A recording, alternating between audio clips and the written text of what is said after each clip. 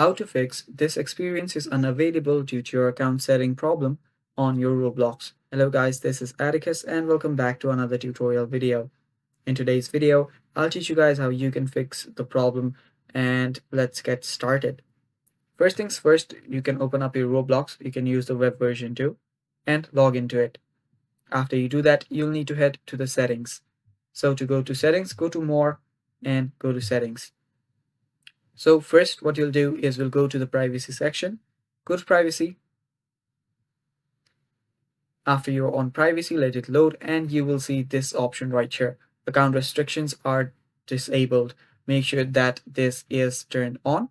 Make sure that no restrictions are enabled.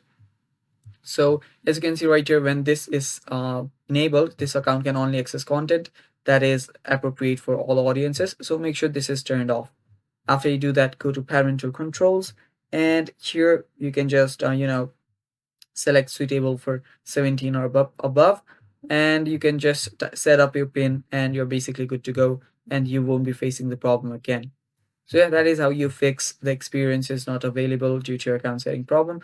Thanks for watching. Stay tuned for more and don't forget to subscribe. Bye bye.